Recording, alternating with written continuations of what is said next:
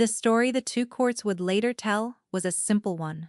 A tracker drank too much moon wine at the truce feast, turned back beneath the moon tree at the worst possible moment, and threw both kingdoms into a war everyone had bled to end. It was a tidy story, and it was wrong. The wine was real enough. The bad timing was not an accident. Someone had wanted Marin to turn back at exactly that moment, and she did. The Truce Grove sat on the seam of the world, on the thin strip of silver ground, where the kingdom of Vielmore ended and the border packs of Dunhollow began. At its heart grew the moon tree, older than either crown its leaves, the pale gray of a blade held up to starlight. Under that tree, oaths could not be unspoken. Every wolf on both sides of the long war knew it in their bones. A promise sworn beneath the moon tree bound the speaker down to the marrow, and the old law had buried more than one fool who thought a vow was only breath leaving the mouth. Marin had come to the grove as a tracker, not as a guest. That was the whole trouble with her, if you asked her sister. She was never quite a guest anywhere. She read the ground while others read the room. She could tell you which of the Dunhollow riders had come in lame, which of the Valemore lords had walked the long way round to avoid being seen, and which one had wept before he arrived and scrubbed his face clean at the stream.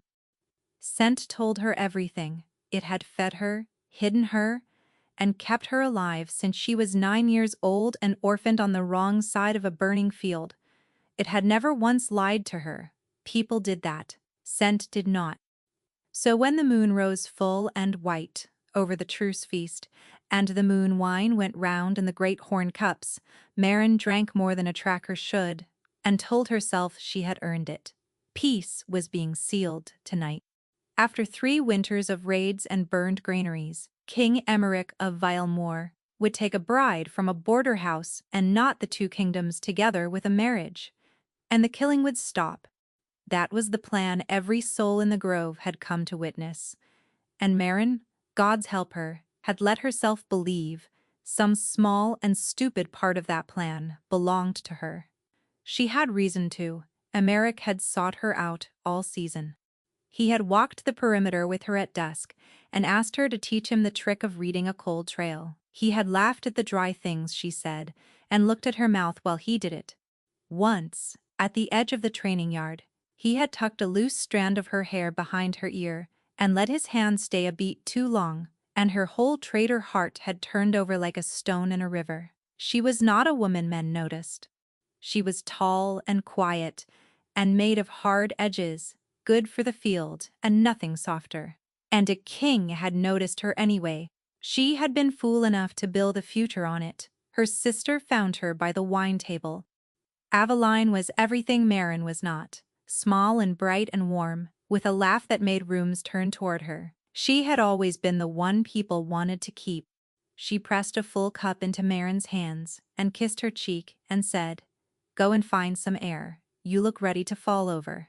And there was such tenderness in it that Marin obeyed without thinking. She loved her sister. She had raised her sister. That was the truth. She would have sworn on the tree itself. So she went to find air. She walked out past the lantern light toward the moon tree, where the ground ran quiet and cool. And she turned back to call to Aveline, to tell her she was fine, that she only needed a moment. And that was when she saw them. Emeric stood beneath the silver leaves, with his hands framing a woman's face, and he was kissing her, the way a man kisses when he means it, slow and deep and sure of his welcome. And the woman in his hands, her hair catching the moonlight, her small bright frame fitted against him as if she had always belonged there, was Aveline. Marin did not remember crossing the grove. She remembered the cup still in her hand. She remembered the roar of blood in her own ears, louder than the feast, louder than sense. Her nose, which had never once done her the kindness of lying, gave her the rest before her eyes could argue it away. Emeric's scent and her sister's, warm, entwined, and unmistakable, carrying the particular sweetness of two people who had stood this close before and meant to again. There was no misreading a trail that plain. That was the cruelty of a good nose. It would not let her pretend. She remembered that every eye had begun to turn, because a tracker crashing through a truce feast is not a quiet thing, and the whole grove was watching the plain's sister find out where she stood. And she remembered him. On the Dunhollow side of the fire sat the one man in that grove no wolf of Vilemore was meant to speak to. Varric, alpha of the border packs, Emmerich's oldest enemy, the beast their children were frightened with. He was watching her, the way she watched a trail, reading everything, and something in that steady dark attention was the only thing in the whole ruined night that did not feel like pity. He did not look surprised to find her undone.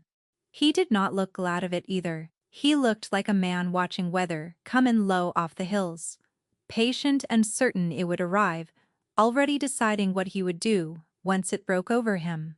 The moonwine took the wheel entirely. Marin stepped up onto the oath stone at the foot of the moon tree where a bride was meant to stand this night, and she lifted her cup and her voice came out clear enough to cut the music dead. "There will be a binding tonight," she said. Every face swung to her. "So let there be one, but not to the King of Vilemore." She turned to the enemy across the fire, her heart a wild and reckless drum. "Varric of Dunhollow, I swear myself to you, beneath the moon tree, by the old law, if you will have me." The grove stopped breathing. And Marin, certain she had just won something that she had finally said, the one thing that could shut both courts and both their kings, stone silent, lifted her chin and waited for the enemy to do what everyone always did once she pushed hard enough. Stammer, refuse, back down. She saw Emmerich's head come up. She saw Eveline's hand fly to her mouth. She saw the Dunhollow alpha rise slowly to his feet, that dark gaze fixed on her, and his lips part to answer. And then, the moonwine, and the grief, and the long, long day caught up with her all at once. The silver leaves tilted overhead, the ground rose up gentle and sideways, and Marin went down into the dark before she heard a single word of what the enemy king said back. Marin woke to the certainty that she had died in the night, and the gods had a crueler imagination than the priests let on. Her skull was a struck bell. Her mouth tasted of ash and moonwine. But she was in her own narrow cot in the tracker's lodge, under her own rough blanket, which meant that against every reasonable expectation she had made it home. The night came back to her, in pieces that would not fit together. The warm crush of the feast, the horn cup, always full, always pressed back into her hands. Someone laughing, the cold air past the lanterns. She turned the fragments over the way she would turn sign on a trail, and they told her nothing good, and she filed them under too much wine and never again, and tried to sit up. The world lurched. She lay back down. There had been a man, she thought. Not the king, someone else. A low, steady voice, and a dark, unhurried gaze that had not looked at her with pity. She could not put a name to it. It was the last, almost pleasant thing she would feel for some while. "She lives," said a voice from the doorway. It was Rena, her fellow scout, arms folded, and her face was wrong. Rena mocked. Rena always mocked. Rena was not mocking. Now behind her stood Corin, and behind Corin 2 more of the lodge, all of them looking at Marin as though she were already being carried out on a board. "Go away," Marin croaked. "Big night," Corin offered. Careful as a man crossing rotten ice, Marin shut her eyes. "Fine. I drank too much. It will not happen again." The admission cost her more than they knew. She was the one who stayed sharp while others drowned themselves. The one who saw the young ones home. She waited for them to laugh. Nobody laughed. Rena and Corin traded a look instead. And the look was worse than any laughter. "What?" Marin said. "You truly do not remember," Rena said quietly. "I remember enough to be ashamed of. That is the end of it." "It is really not," said Corin. And then with a bright forced hope that fooled no one, "But it will likely be fine." She was 3 cups past sense. No one binds themselves by law when they are 3 cups past sense. The tree will know she did not mean it. "Corin," Rena said, "to shut him up." Marin looked between them. and the cold began to climb her spine faster than the sickness. What tree? What are you talking about? Rena crouched to her level, the way you kneel by someone with a bad wound so they will not see your face when you tell them how bad. I do not know a kind way to say this, she said. You stood on the oath stone, under the moon tree, in front of both courts, and you swore yourself to Varek of Dunhollow. By the old law, the words would not resolve into sense. Varek, the enemy, the beast from the border. Marin opened her mouth to say that was absurd, that she would sooner swear herself to a winter, and her certainty stopped dead in her throat, because she could hear it now, her own flat, reckless voice ringing off the silver leaves. I swear myself to you, beneath the moon tree, by the old law. And with it came the rest, dragged up whole, the kiss under the branches, Emmerich's hands, framing a small, bright face. Her sister fitted against him as if she had always belonged there. No, Marin said, to the memory more than to Rena. She had seen the king kiss her sister. And then, gutted and wine-sick and stupid with grief, she had done the one thing in either kingdom that could not be taken back. She had bound herself to the man Vilemore had bled against for 3 winters. And the worst of it, the very worst, was that she had no idea what he had said in return. The others drew back from the doorway then, and Aveline was there. Her sister crossed the lodge and sank down beside the cot and gathered Marin's cold hands into her warm ones. And her eyes were bright and wet. Oh, what have they done to you? Aveline whispered. I turned my back for one moment, and they filled your cup and let you shame yourself in front of the whole grove. She pressed her cheek to Marin's knuckles. Whatever it costs me, I swear I will not let them hand you to that man. And Marin, who wanted so badly to be held that she never once thought to ask how easily her sister had known where to find her, let herself be held. The lodge door banged open at the far end. Marin, said the runner, breathless, the huntmaster wants you now. Corin's hope folded quietly away. A summons from Halden at this hour meant only one thing, and it was not mercy. She got dressed, her hands shook, and she despised them for it. She walked the long cold path to the huntmaster's hut and told herself the whole way that the worst of it would be losing her place among the trackers, and failed entirely to believe her own comfort because she had sworn a binding oath to a foreign alpha in front of a Valemore king, and there was no lodge, no crown, no law in the world that let a thing like that pass. Halden was standing when she came in. He had trained her from a starved feral girl into the best nose in the kingdom, and he had never once looked afraid of anything. He looked afraid now. Tell me the whole grove has it wrong, he said. Tell me you did not stand under that tree. And swear yourself to the border king, sir, she said. I can explain. But there was nothing to explain, and they both knew it. Halden dragged a hand down his face. Then the bell over the grove gate began to ring, low and slow and wrong for the hour, and his head came up sharp. That is an arrival, he said, an official one, and no one cleared it with me. Which means, it went over my head, and there is exactly one wolf on that side of the border who can send a thing over the head of a Valemore huntmaster. The same impossible thought reached them in the same breath. Under the tolling bell came footsteps in the yard. Not the heavy tread of a war party come to make an arrest. One man, unhurried, easy, coming this way. The footsteps stopped outside the door, and Marin's heart slammed once against her ribs. The enemy had not sent for her. The enemy had come himself. The door opened, and the Alpha of Dunhollow walked into the small gray hut, and the whole room changed shape around him. Marin felt it before she had fully turned, the air pulling tight the way it does around a true alpha, her own wolf lifting its head beneath her skin. She had known Varek was powerful, she had grown up on the stories. But the stories had made him a monster, all teeth and shadow. And the man in the doorway was something far more dangerous than that. He was quiet. He filled the room the way deep water fills a well, without hurry and without effort. And he was watching her with that same steady tracker's attention, she had noticed across the fire, as though she were the only sign worth reading in the whole kingdom. "Ah," Varric said. "There she is." Maren froze. "My lord," Halden said, stepping half in front of her. "Forgive me. My tracker was gravely into the wine last night. That fault is mine to answer for.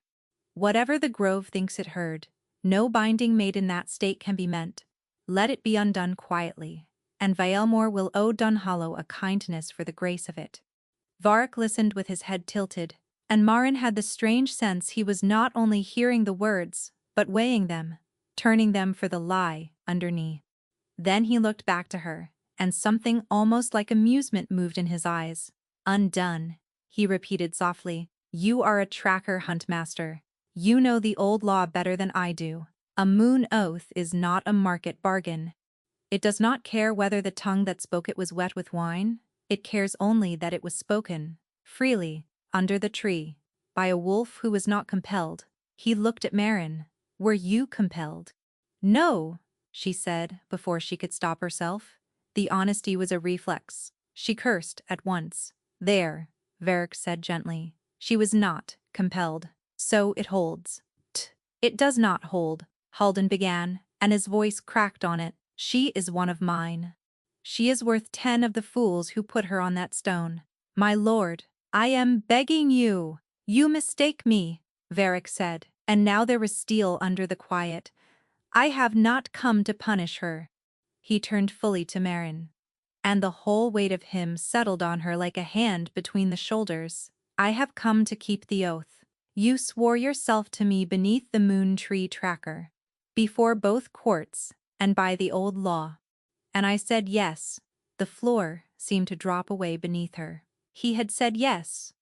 The enemy king had stood in that grove with every reason to laugh in her ruined face, and he had said yes, and now the thing was law. Older and harder than any crown, she would go to Dunhollow. She, a Vaelmor tracker, sworn to the beast of the border. There was no court that could unpick it, and no god that would. Why, she managed. Her voice, which had held through blizzards and ambushes, and one bad night with a boar's tusk in her thigh, came out small. "You have no reason to want this. You could have let me sleep it off, and been the better man in every story ever told. Why would you keep an oath a drunk stranger threw at you across a fire?" For a moment something real flickered behind his eyes, there, and gone, like a shape at the edge of the tree line. Then the easy quiet slid back into place. "Because a bond does not consult a list," Varric said. He let that sit. "When it hits, tracker, it hits hard, and it does not ask whether the timing is convenient or the woman is willing." He almost smiled. "You, of all wolves, should trust your own nose on this. Ask it what I am to you." "I will wait." Liar, Maren thought, with a certainty that startled her, because her nose told her nothing of the kind. Only that he was an alpha, and a danger, and entirely too composed for a man who had just tied himself to an enemy's tracker for no reason he would name. There was no bond. He knew it. She knew it. And he stood there inventing one anyway, wrapping the maddest night of her life in the one story that made it fate instead of folly. Which left her a single cold question, turning slowly in the dark of her aching skull. A man did not bind himself to the enemy without a reason, so what did the Alpha of Dunhollow truly want that was worth taking her? "You are afraid of something," she said, because it was true, and because she wanted to see what a true thing would do to his face. He went still. For the length of one breath, the easy composure thinned, and beneath it, she saw a man who had not slept in some days, a man carrying a weight he had set down for no one. Then it closed over again, like water over a stone. "Everyone who wears a crown is afraid of something," Varric said. "The clever ones learn to wear it as patience." It was a good answer. It was also not an answer, and they both knew that too. He was already at the door. "You will come to the border camp tonight," he said, as easily as a man naming a place to sup. "Bring what you cannot leave behind. And tracker." He paused on the threshold and looked back. And for one heartbeat, the amusement was gone and only the reading was left. Trust nothing. You were shown in that grove last night, not even the parts that broke your heart, especially not those. A thing built to break your heart is a thing built to make you run, and someone wanted you running. Then he was gone, and the question he had planted sat in her chest with nowhere to go. The Dunhollow border camp was not the thing Marin had braced herself for on the long walk east. She had built it up in her mind as a war den, all smoke and bared teeth, and men who would look at a sworn Vilemore woman the way hounds look at a wounded deer. Instead, she found lantern lights strung between the pines, low fires banked for warmth and not for show, and a quiet that was almost orderly. Wolves looked up as she passed. None of them jeered. That unsettled her more than jeering would have. A woman met her at the edge of it, broad through the shoulder, with a scar that split one eyebrow and a stare that missed nothing. "Kessa," she said, by way of naming herself.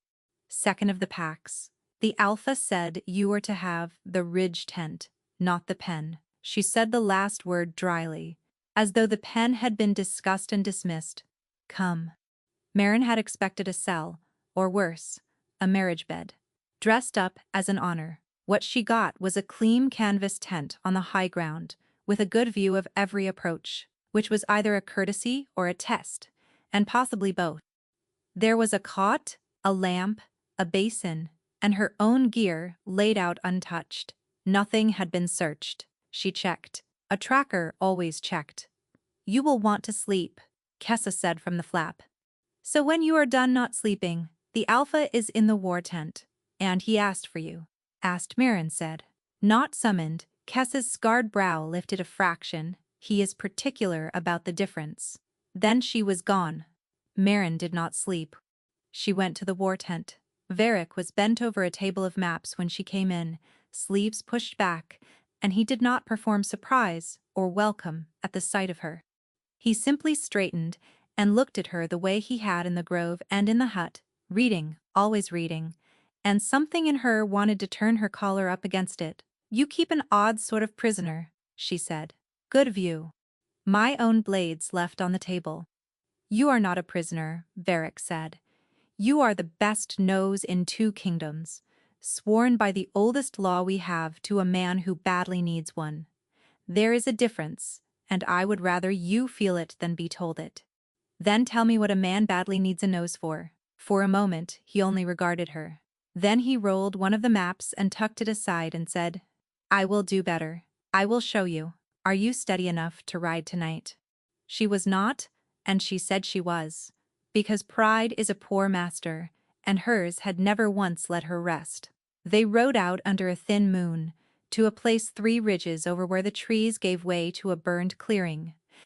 A Dunhollow way station had stood there. Now it was char, and cold ash and the particular silence of a place where people had died badly. 6 of them, Kessa said flatly, who had ridden out with them, and said nothing the whole way. Grain runners, not fighters. Marin got down and let the place come to her the way she had been taught. Slow, without wanting anything from it yet, she crouched at the ash. She walked the tree line. She read the ground the way other people read a page. And the longer she read, the colder she went. And it had nothing to do with the wind. "They were meant to find Valemore here," she said at last. Varric said nothing. He was letting her get there alone. She respected that more than she wanted to. "Valemore arrows," she went on, lifting a broken shaft from the ash. "Valemore fletching, Valemore gray on that scrap of cloak snagged on the thorn there. A trail leading off, clean and straight toward the Valemore line, easy to follow, laid for a blind man." She stood. "That is the trouble. It is laid for a blind man. Real raiders do not leave you a road home, and there is no Valemore here." Explain," Varric said, and it was not a challenge. It was the eager, careful voice of a man who had handed over a puzzle he genuinely wanted solved. "I know the scent of a Valemore patrol like I know my own hands," she said. "Oiled leather, birch, smoke. The horses, they breed short in the leg. That is not what stood in these trees. What stood here rode horses, fed on lowland grass, wore boots, cured a way I have never smelled north of the salt road, and took care, great care, to touch the Valemore cloth with gloves so their own scent would never reach it. She met his eyes. Someone dressed a third pack as my people, and cut down your grain runners so that both of us would draw steel and call it justice. This was not a raid. It was a message meant to be found, and it was addressed to you and to Emmerich both. The clearing was quiet. Kessa had gone very still. Varric let out a breath that had a long wait behind it. 6 weeks, he said. 6 weeks of this. A cache here, a patrol there. Always your colors, always a clean road home. My council wants blood. Emmeric's council wants blood. And every wolf who has ever wanted this war back is being handed a reason a week. He looked at the ash. I have known it was staged since the third one. I could not prove it. I did not have eyes that could read the ground and swear to it before 2 courts. He looked at her. Now I do. And that, Marin thought slowly, is the real reason you kept a drunk woman's oath. Not fate, not a bond. A nose you could trust pulled clean out of Emmerich's house before anyone thought to wonder whose side it was on. It was a cold thing to understand, and it should have stung more than it did. Instead, she found she was almost relieved. A reason she could see the shape of was better than a lie dressed as destiny. You could have simply asked Halden to lend me, she said, and let the hand that is doing this know I had the one tracker who could unpick it. Varric said. No. He was quiet a moment. Whoever built that grove around you last night, tracker, built it well. They wanted you gone from Emeric's court, ruined and running, and they nearly got it for free. I only made sure that when you ran somewhere. I could keep you breathing. Marin stared at him across the cold ash, and for the first time since she had woken in her cot, the ground under her feet felt almost solid. She still did not trust him, but she was beginning dangerously to believe him. Then help me read the next one, before there are bodies in it, she said. Something eased at the corner of his mouth that was not quite a smile. There, he said softly. That is why I said yes. They rode back with the thin moon sinking, and Marin was so deep in the shape of the thing that she almost missed it, almost. A tracker's ear is trained on wrongness, the way a mother's is trained on a child's cry. It came from the left, off the trail, where the ground fell into black pine and the shadows lay too thick and too still. A scrape, leather on bark. The sound a bow makes when a careful hand draws it. Slow down, she said, and did not wait to be believed. She hit Varric from the saddle with her whole weight, and they went off the horses together into the frost, as the first bolt punched the air where his chest had been, and buried itself in a trunk with a hard final sound. Then the trees opened, and they came out at a run, 4 of them, faces wrapped, blades already out, moving with the quiet spacing of men who had done this as a trade. Kessa's horse screamed. Steel rang somewhere behind. Marin had no time for it. The nearest was already on Varric's side, low and fast, and she moved without deciding to, the way she had moved 1,000 nights of drill, until the choosing burned away and only the doing was left. She caught the first blade on her forearm guard, turned it, drove her elbow into a wrapped throat, and felt the man fold. The second came for her back. She dropped. The blade hissed over her spine, and she came up under it and took his knee out with the heel of her boot. The third went wide of her, straight for Varric, with his blade up, and she threw herself across the gap without weighing it. The edge caught her along the ribs, a bright cold line of pain, but she had his wrist by then, and she wrenched it back until the blade fell from his hand. A whistle cut the dark, short, clean. And the two still standing broke off as one, not scattering, not panicking, but withdrawing in good order back into the black pine, the way a tide goes out. Silence crashed down. Marin held her crouch, blade up, ribs on fire, scanning the tree line until her lungs stopped screaming. Nothing moved. Kessa was up, bleeding from the scalp, and swearing steadily. And Varric stood over the man Marin had put down, brushing frost from his sleeve, not shaking, not even breathing hard. "You are not surprised," Marin said. Her voice came out ragged. "Someone just put a bolt, a hand's width from your heart, and you look like a man who missed his supper." He crouched, instead of answering, and pulled the wrapping from the nearest fallen man's face. "Lowland boots," he said quietly. Then his eyes dropped to the dark spreading along her side, and for one unguarded instant, something crossed his face that had nothing to do with strategy. "You are bleeding," he said. And Marin, keeping score now, added it to the long list of things about the Alpha of Dunhollow that did not add up. He had known. He had let it happen on a road he chose. And whoever wanted him dead, she understood with a slow, cold certainty, was the same patient hand that had built a kiss under the moon tree to send her running. The wound, along her ribs, healed in 9 days. The rest of it did not heal at all, and that was the part that frightened her. She stayed because the oath gave her no choice, and because the trail did not either. Whoever was staging the raids grew bolder as the weeks turned. A well fouled on the Valemore side, a Dunhollow shepherd found with a Valemore knife in him, and no Valemore scent within a league of the body. Each time Marin rode out, and read the ground and pulled the truth up out of the ash, and each time the truth was the same, a third hand. Gloves. Lowland grass. A road laid home for a blind man. She was building a case, a stone at a time, and she knew now, beyond any doubt, that someone very patient and very close to the courts wanted the war back. What she could not yet see was the face, so she did what she was good at. She watched. And somewhere in those long blurred weeks, without ever once deciding to, she stopped watching Varric for the danger in him and started simply watching him. It crept up on her the way a thaw does, unnoticed until the ice is already gone. She would come into the war tent to report, and forget the first line of it because he had pushed his sleeves back and the lamplight was moving on his forearms. He brought her food himself on the nights she worked late, and set it down without comment, and did not hover. He argued with her over the maps as an equal and lost gracefully when she was right, and told her so, which no man in Emmerich's court had ever managed once. He never touched her. That was the worst of it.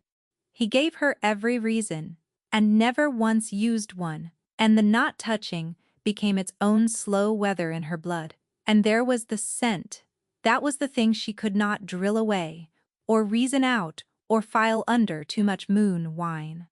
Marin had spent her whole life reading other people by their scent, cataloging them, keeping them at the safe distance of information. Varrics had gotten in past all of that. It was the smell of cold stone, warmed by a fire, of pine resin and clean sweat, and something underneath it she had no word for and had begun, to her horror, to look for. She would catch it on the wind, off the ridge, and lose the thread of whatever she was doing. She would wake in the small tent, with it faint on the borrowed blanket, and lie there, with her heart going too fast and hate herself thoroughly. For it, she was a tracker. She was tall and plain and hard, good for the field and nothing softer. Men wanted her sword arm. They did not want her. That was a lesson taught early and often, and she had built a whole, cold, competent life on the sense of it, and now a border alpha, with a puzzle and an unfair mouth, was undoing the stitching one quiet night at a time. It came apart on a night late in the 2nd month, in the war tent, over a map. Neither of them was reading. She had come to report, and had not reported. She stood on the far side of the table, with her hands flat on the wood, and said, before she could stop herself, "What do you want from me?" It came out raw. Not the question of an investigator. The question of a woman at the end of a rope. Varric set down the marker in his hand. "I have told you what I want," he said. "Your eyes on the ground. Your name off the list of the dead." "That is not," she said, and stopped, and made herself say it. "That is not the part I cannot sleep for." He came round the table, slowly, the way you approach something that might bolt. He stopped an arm's length short, close enough that his scent rolled over her and the whole of her leaned toward him without meaning to, and he did not close the last of it. "Tell me to send you back to the ridge tent," he said, low, "and I will. Tonight, and I will never speak of it." His voice had gone rough at the edges. "Or ask me for the thing you cannot sleep for. But I will not reach for a woman who was handed to me by an oath she does not remember making. That distance is yours to close or keep, not mine."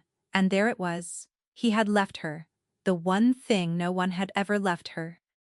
Marin closed the distance. She fisted her hand in his collar and pulled him down and kissed him, and every cold, careful thing in her went white and silent at once. His hands came up into her hair, and his mouth was warm and certain and unhurried. And there was no court watching and no oath stone under her feet, only the lamp and the map going crooked under her hip and the sudden total fact of him.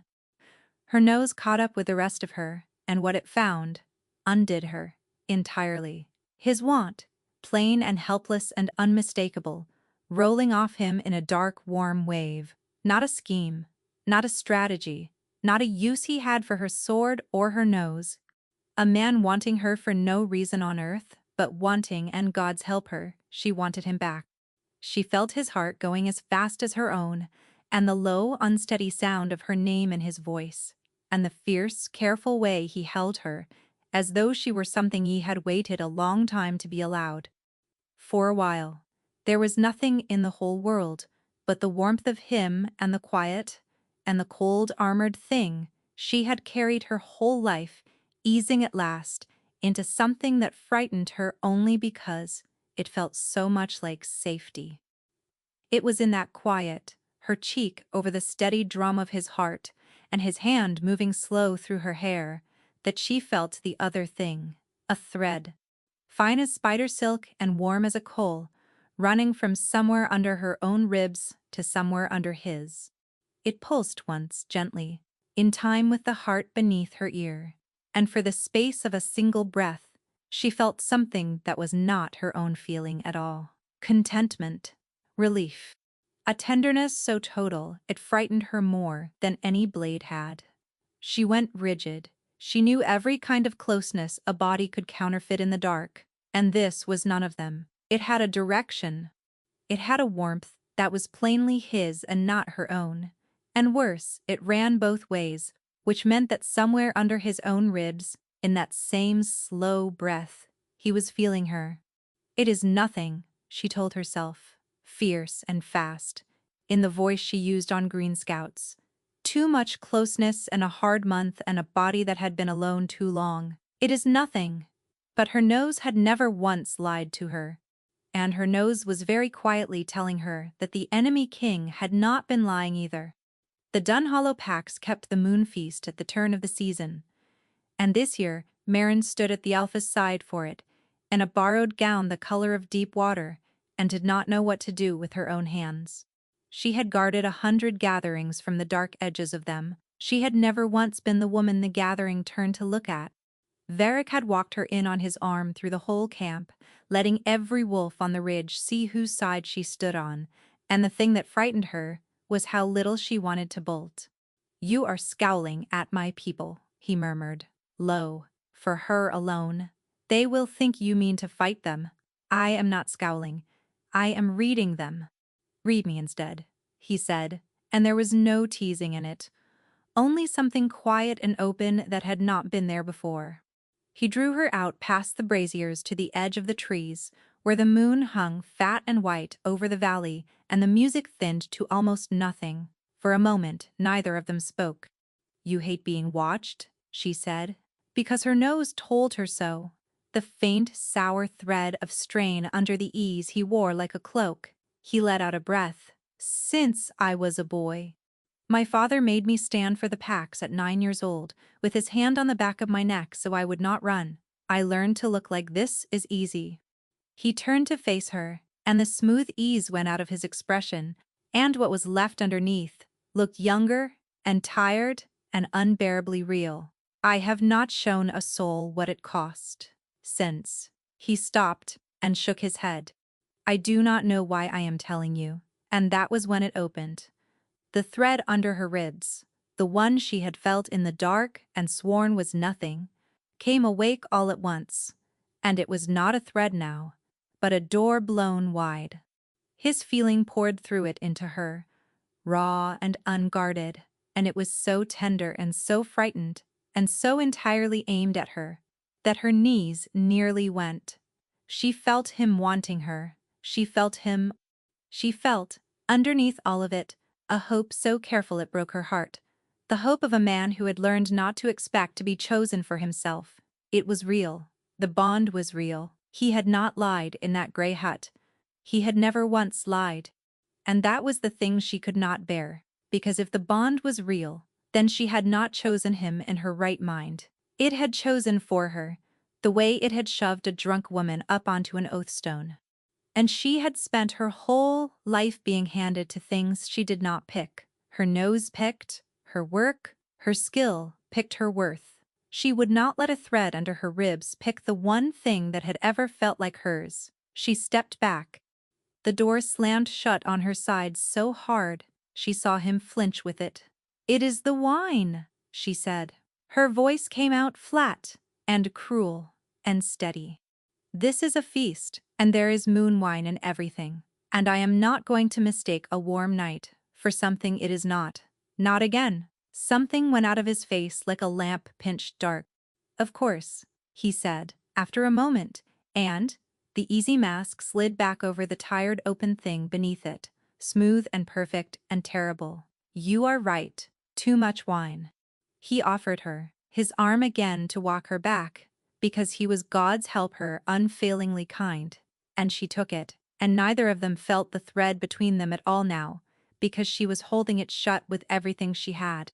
She was so busy holding it shut that she almost did not catch the smell, almost, something under the brazier smoke. Bitter, wrong, and getting stronger the closer they walked to the fires. Marin stopped walking 3 strides from the nearest brazier, and Varric stopped with her because her hand had gone tight on his arm. "Do not breathe deep," she said, very low. "Smile. Keep smiling. But do not breathe deep. And do not let go of me." To his enormous credit, he did exactly that, held his easy feast face for the whole ridge to see, while under it his eyes cut to hers, sharp and sober. "What is it? Night smoke?" she said. "Or something bred from it. It is in the resin. They are burning all along the feast line, and it is thickest around the seat they set for you." She had smelled it once before, years ago. On a poisoner they had hanged at the Valemore gate, a slow, foul thing that did not kill in an hour like a blade or a bad cup. It settled in the chest over a whole long evening and left a strong wolf, fighting for breath, by dawn, and every healer in 2 kingdoms would call it lung fever and grieve and suspect nothing. Someone had not tried to murder him tonight. Someone had tried to have him sicken slowly over a sacred feast in front of his own packs, so that when the border king wasted away in his bed the story would already be written. Illness, grief. No blade, no blame, no war to answer for it. Only a strong young alpha, the gods saw fit to take. "They will not be able to prove a thing," she breathed, understanding it as she said it. "That is the beauty of it. You would simply have died, slowly and sadly, and in your own bed, and every mourner in 2 kingdoms would have called it an ill wind and buried you clean." She had never in her life met a patience like it. A blade wanted a killer. This wanted only time, and the willingness to watch a man fade over a season and grieve him prettily at the end. Varric got them clear of the smoke without once breaking stride, laughing at nothing for the benefit of the watching packs, one hand warm over hers, and only when the 2 of them were alone, in the dark behind the great tent, did the laughter fall off his face like a drop stone. "Say nothing," he told her. His voice had gone hard and fast and certain. "Not to Kessa, not to the council, no one." She pulled her hand free. "No, someone tried to smoke you to death at your own moon feast, and you want me to swallow it." Every wolf on this ridge deserves to know there is a poisoner among them. If the packs learn the alpha was poisoned at the sacred feast, Varric said, they will not hunt quietly for the hand behind it. They will decide inside an hour that it was Valemore, because Valemore is the wound they already have. And by dawn, there will be riders over the border. And the truce will be ash, and this whole long game will have worked exactly as it was built to work. He took her by the shoulders. I need you to trust me. Just this once. I know what I am doing. Say nothing, until I can name the hand. And I am close. I am so close, now. Because from where I stand, you keep a great many secrets for a man who wants me to trust him. His jaw tightened. He let her go. And Marin, who had made a life's work of reading the things people would not say, saw the shape of a locked door go up behind his eyes, and hated it, and could not stop herself from wanting to know what was behind it. So that night, when the feast had guttered out, and the camp lay quiet, she did the thing she was good at. She told herself she was only being careful. She told herself a woman sworn to a man with a locked case in the corner of a store tent had every right to know what he kept in it. Neither was quite the truth, and she knew it, and she went anyway. He did not go to his own tent. He went to the small store tent behind it where the maps and the muster rolls were kept, and he lit no lamp, and he knelt at a locked case in the corner that she had never once seen opened. She stood in the dark of the flap and watched him lift the lid and draw out a thick sheaf of papers, and she watched him spread them on the ground in a thin blade of moonlight. And she saw, before she could tell herself she had not, the thing that lay uppermost on the pile. A letter, cream paper, fine as milk, sealed once with green wax, and pressed into the wax, unmistakable, even at 10 paces. Even in the dark, the little running hair that her sister had used to seal her letters since she was a girl. Marin's whole body went cold. "What are you doing?" she said. Varric did not startle. He never startled. He only went very still over the papers, and then he looked up at her, across the dark tent, and his voice when it came was low and terribly careful. "Marin," he said, "this is not what it looks like." He never fumbled. In every hard hour since the Grove, he had always had the next word ready before she had finished the last one. Now he knelt over her sister's seal in a blade of moonlight, and he had nothing, and the nothing told her more than any confession could have. Say something true, she thought, willing it at him.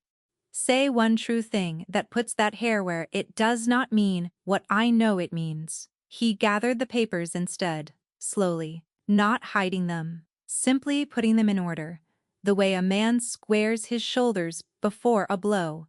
"I have been building this for months now," he said. "Since the first staged raid, someone very patient has been feeding this war back to life a body at a time, wearing your colors, laying roads home for a blind man.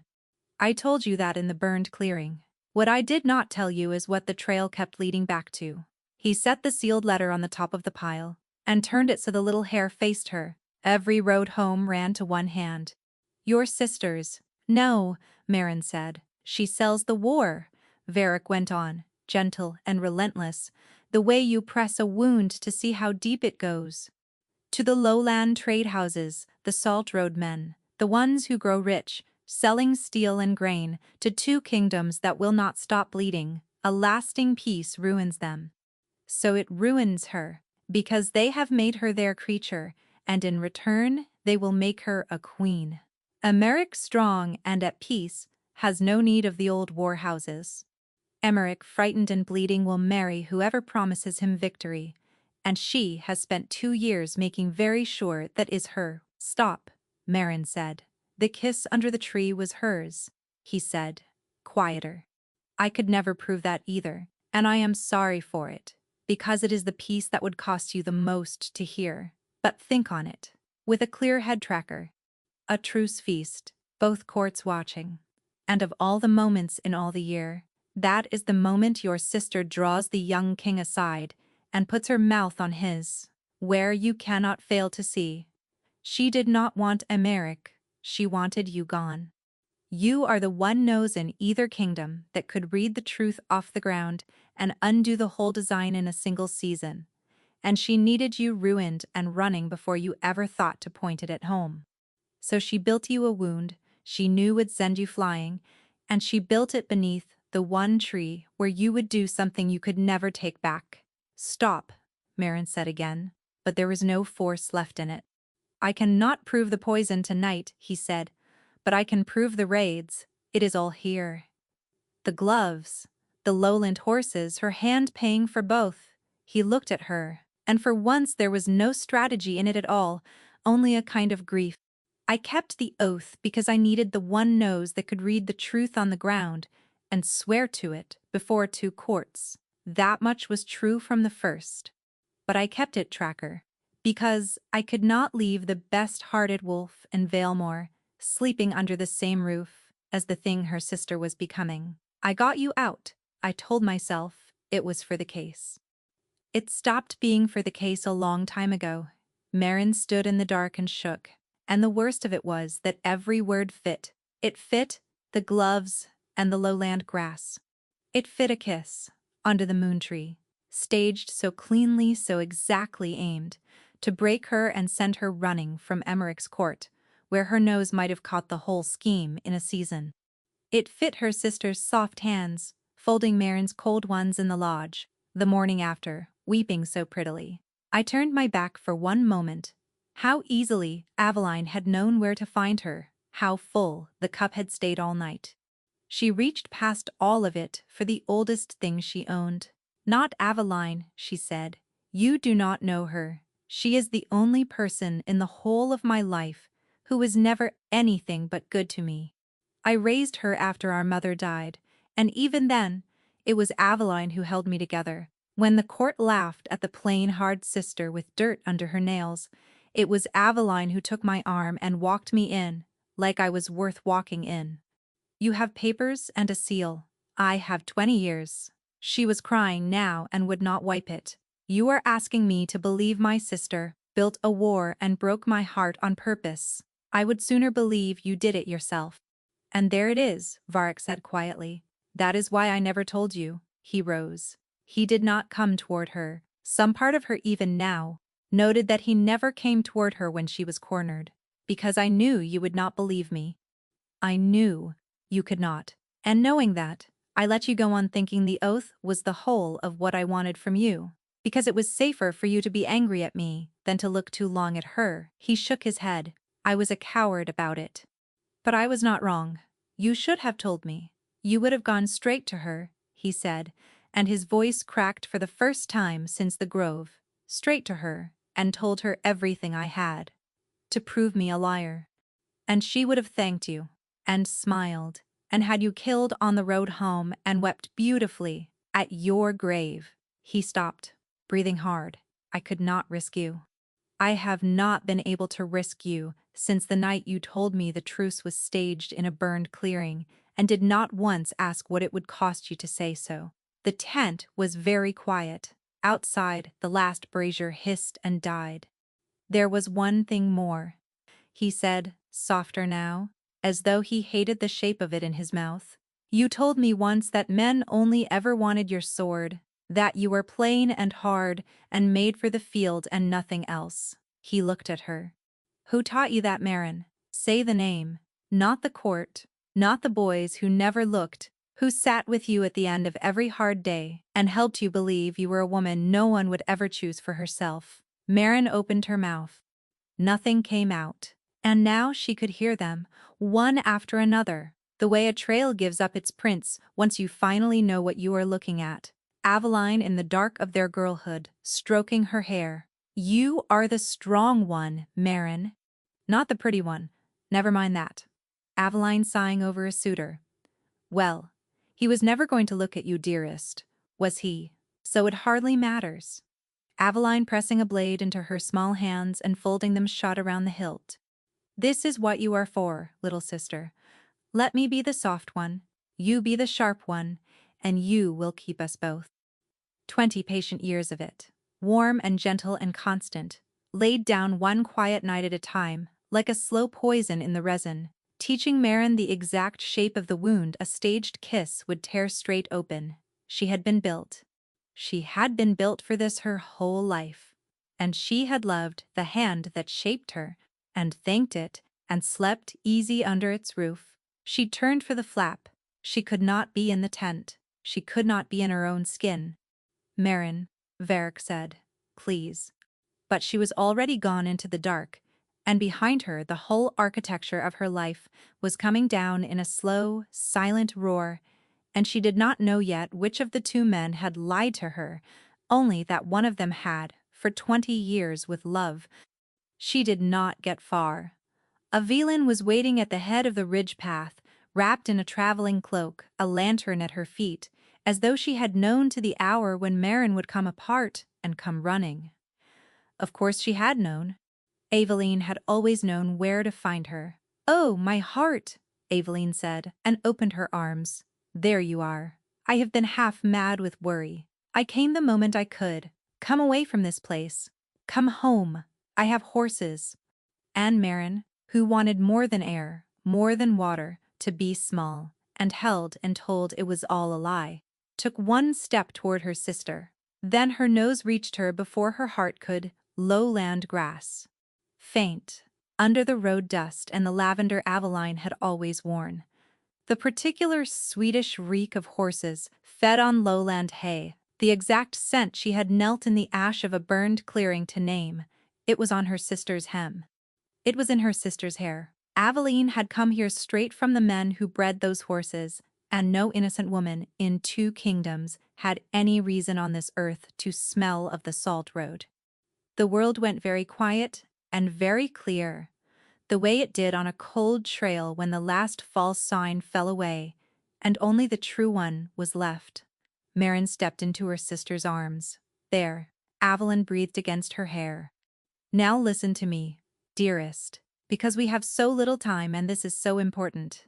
That man has poisoned everything, everyone can see. He has bewitched you with this false bond, and used you, and made you his creature to shame. But you can undo it.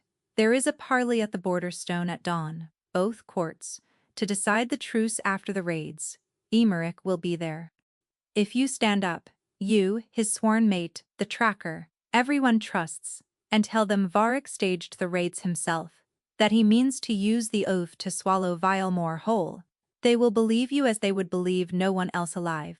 And the war will come, and it will be a just one, and you and I will be safe at last, together, the way we were always meant to be." She said it so sweetly. She said it stroking Marin's hair, the way she had stroked it when they were small. And Marin, with her cheek against her sister's shoulder, and lowland grass thick in her nose and her heart breaking cleanly, at last said, "Of course, tell me exactly what to say." The border stone stood gray and ancient at the seam of the 2 kingdoms, and by dawn both courts had gathered around it in a tense, wide ring, Valemore gray on one side and Dunhollow dark on the other, and the air between them was one struck spark from 3 winters of blood.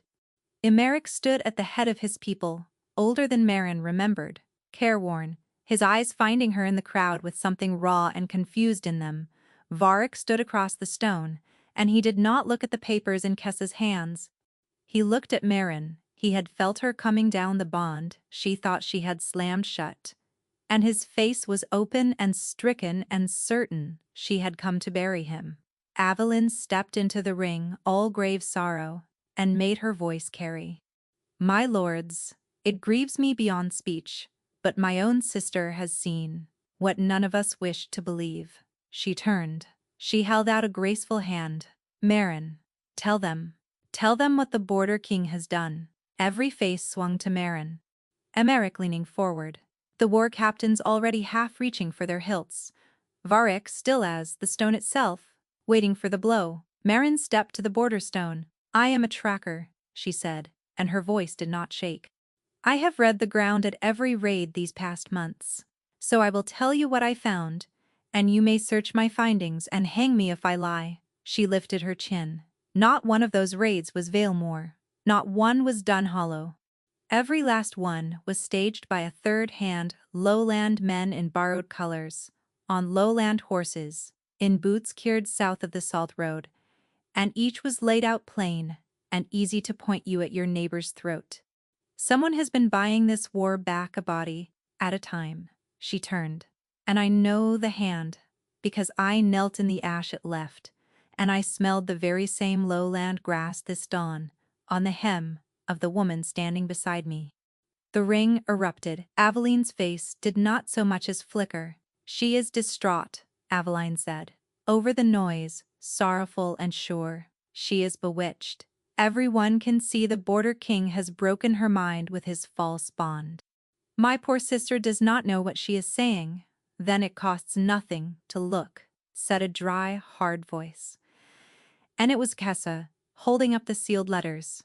The little running hair caught the dawn light, green wax. And a foreign king's steward, brought quietly to the parley on Varek's word, went the collar of ash and said, before he could stop himself, "That seal, I have taken 40 such from that same hand, with lowland gold behind every one." And there it was. The grave-loving mask did not crack so much as vanish, all at once, the way a scent vanishes when the wind turns, and what stood in its place was something Marin had never once been allowed to see in 20 years. Cold, fast, cornered. "You stupid little hound," Aveline said, "and there was no love left in it at all. I made you. I built you out of dirt and taught you what you were, and this is what you do with it." The knife came out of her sleeve on the last word, and it came fast, straight for Marin's throat, because Aveline had always known that the fastest way to end the tracker's testimony was to end the tracker. But this was the one thing in the whole ruined world Marin knew how to do. She turned into the strike the way she had turned into 100 of them, caught the knife wrist, wrenched it up and over, and used her sister's own weight to fold her down onto the cold gray stone with a knee between her shoulders and the blade spinning away into the frost. Aveline thrashed and shrieked and went nowhere at all. Marin leaned down close to her ear, and she was not crying now. "You spent 20 years teaching me I was only good for the field," she said very quietly, "so that it was for the two of them alone. You should have remembered what that makes a woman good at." Then the guards had her and hauled her up, and the thing that had worn her sister's face was dragged away from the border stone shrieking, and the war did not come. In the ringing silence, after Emeric crossed to Marin on unsteady legs, "I never chose her," he said, low and wretched. "That night, under the tree. She came to me weeping, that you were in danger, that I had to help, and she pressed a cup on me, and the next, I knew, her mouth was on mine, and the whole grove was watching, and you were running into the dark. I have tried to piece it together for months." He shook his head. "It was never real. Marin, there was nothing to choose. I am so sorry you ever saw it." "I know," Marin said, and found, to her faint surprise, that she meant it, and that it did not hurt the way it should have, because somewhere in the last black hour she had stopped wanting the answer to be Emeric at all. She looked across the border stone. Varric had not moved.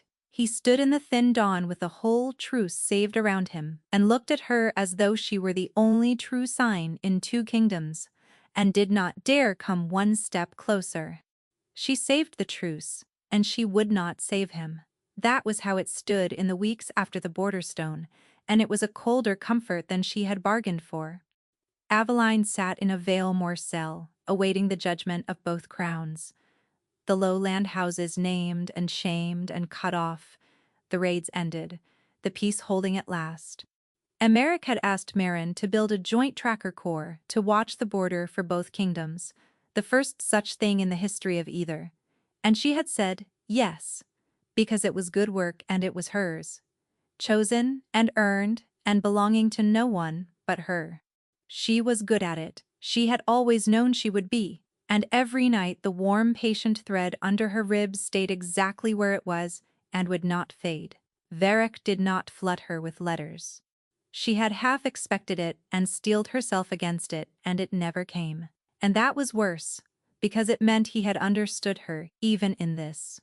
What came instead, a fortnight after the border stone, was a single sheet in his own hard hand, and it undid her more thoroughly than 100 pages could have.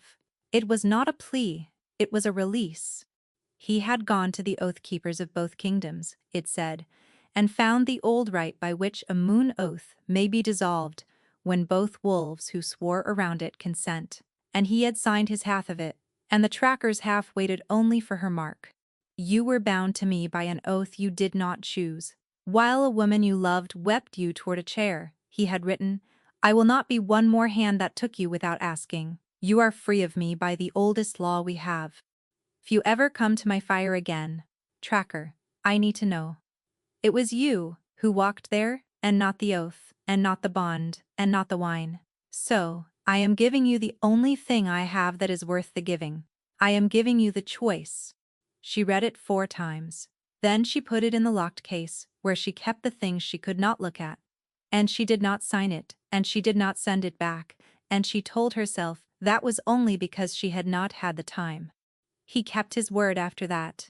No letters, no flowers. When they crossed at the border works, and they crossed often now, the 2 corps sharing the watch, he would incline his head, tracker even and courteous, and never cold. Just done. Just waiting, the way he had waited at the very first, with that terrible unhurried patience, for her to close a distance he would not close himself. This is what you wanted, she told herself. She had her work. She had a whole, cold, competent life, chosen and earned, and no one in it to use her or shape her or break her heart under a tree. She was miserable. She had never in her life been so miserable. Rena, who had transferred to the border corps because someone had to keep the captain honest, put it plainest one gray evening over the muster rolls. You saved 2 kingdoms, she said, and you walk around like a woman at her own funeral. The man cut himself loose from you by ancient law, just so you would never have to wonder if you owed him. She shook her head. I have known you since we were girls in Halden's lodge. You have never once in your life been afraid of a fight. Why are you so frightened of this one? Marin drew breath to answer. The horn went up over the border works before she could. 2 short blasts and a long. The signal they had drilled 100 times and never yet had cause to blow. Dunhollow's Alpha was missing from his own camp, and no one had seen him since the 10th bell. Marin was on her feet with her sword belt in her hand, before Rena had finished relaying it. When was he last seen? She said. By whom? Which gate? She was already moving, already pulling the belt tight. Wake the trackers, quietly. No bells, no muster, no word past this tent. If the packs learned there, Alpha is gone, there will be riders over the border by dawn, and everything we bled for at the stone comes down. She caught Rena's arm. Do you understand me? Quietly. Nothing was missing that should have been. No horse gone from the lines, no blade drawn, his sword on its stand, and his cloak on its peg. The trackers took his scent off the eastern sally gate and lost it 100 paces on, where it thinned and broke apart, the way a trail breaks when a man does not wish to be followed. Marin stood in the frost of the empty camp, and she knew there was one road left she had not tried, and had known it since the horn first went up. She pressed her hand flat to her chest over the thread she had spent a season trying to smother. It is duty, she told herself. He is the Alpha. Finding him is the work, and the work is mine. It was not all it was. It had not been all it was for a long time. She opened the bond. It came through her like a floodgate torn off its hinges, the whole of him at once, and she put a hand to the gatepost to keep her feet, not fear. Not the flat drowsy fog of a drugged and taken man she had braced herself for. What poured down the thread was grief, vast and sunless, so like the grief she had carried out of the border stone that for one lurching moment she could not tell whose was whose. Under it ran a loose swimming warmth, unguarded, gone soft at the edges, and under that, plain to a nose like hers, even across a mile of dark, the unmistakable reek of a very great deal of moon wine. He was not taken, he was drunk. She was running before she had finished the thought, following the pull of him down, out of the works and along the border path, and it led her exactly where some part of her had known it would from the first blast of the horn. To the Truce Grove, to the moon tree, silver under the setting moon. And beneath it, on the oathstone where a ruined tracker had once thrown her whole life away, sat the Alpha of Dunhollow, collar open, hair a disaster, a stone jug loose in one hand, telling something long and heartfelt to a deeply uncomfortable border guard who had plainly been trying to get him home for hours. Kessa arrived at Marin's shoulder, breathing hard, took one look, and said a word that would have got a recruit latrine duty for a week. "Is he drunk?" Rena said, catching up. Marin looked at the way he was cradling the jug and said nothing, because relief had come up so hard and hot behind her ribs that she did not trust her voice. He was alive, he was whole. And directly behind the relief, as it always did, came the fury. She got close enough to hear him. "The trouble," Varric was explaining to the border guard with enormous gravity, "is that I set her free. That was the honorable thing." He gestured with the jug and moon wine slopped over the stone. "And now she will never come, because the whole point of setting a wolf free is that she may choose not to, and she has chosen, and I am very proud of us both." He took a mournful swallow. At length said the guard with the air of a man who had heard of little else all night. Marin reached the stone and plucked the jug clean out of his hand. "That is enough," she said. The guard nearly wept with gratitude. Varric blinked at his own empty hand, then followed it up her arm to her face, and stuck there, and his whole ruined, miserable expression cracked open into something so undefended and helplessly glad it was hard to look at directly. "Marin," he breathed. And down the bond she had left carelessly open, she felt it hit him all at once. The joy and disbelief, and a hope he had not let himself hold in weeks. And it poured through her so plainly, there was no lying about it, not to him and not to herself. "What were you thinking?" she said, low and shaking, vanishing with no guard and no word. "The whole border thinks you were taken. I thought you were taken. Relax," he said, and waved a hand. "I shall be back before anyone notices I have gone." "The entire watch is out for you," she said. "I am out for you." He considered this with the deep care of the very drunk. Then his face did something complicated. "You came," he said, "down the bond. You opened it to find me. To haul you home before you swore us into another war off that stone," she snapped, and pulled him upright by the arm. He came off the stone all warm, dead weight, and stumbled into her, his face going into her hair, and she got the full, unguarded scent of him. "You will never forgive me," he mumbled into her neck. "I used you. I kept the truth from you. I let you go on hating me because it was safer for you." "I did hate you," she said. "I know." And then, so quietly she felt it more than heard it, "I did not know you in the grove. Then I knew you, and I loved you, and I was so afraid of losing you that I did every wrong thing a man can do while trying not to." He pulled back to look at her, blurred and earnest and without a mask, and the bond carried every word of it up under her ribs. "But you are being a coward now," he informed her solemnly. She gaped. "I beg your pardon." "You would rather strangle a bond between two whole souls," he said, jabbing a wavering finger at her chest, "than risk being hurt once more. I set you free so you could choose, and you will not, because choosing is the frightening thing, and you, Tracker, are frightened." He nodded, deeply satisfied. "It is the only cowardly bone in you, and I love it best of all, because it is the one part of you I am braver than." "I am not a coward," Marin said. "Prove it," said Varric, and his eyes were already sliding half shut. He pushed himself up off her shoulder and drew himself as tall as he could manage under the silver leaves, the way a wolf stands when he means a thing all the way down. "Then I will do what you did," he said. He laid one hand flat over his own heart. "I swear myself to you, Marin, beneath the moon tree, freely, with the oath long gone and the wine in me and nothing on this earth making me do it, if you will have me." He swayed on the last word. "Let us find out whether you would have picked me with no tree and no law and no drunken grief in the way, at all. The whole grove seemed to lean in. Somewhere a horse stamped. Kessa had stopped breathing. "Ask me when you are sober," Marin said, and her voice had gone soft in a way that frightened her far less than it once would have.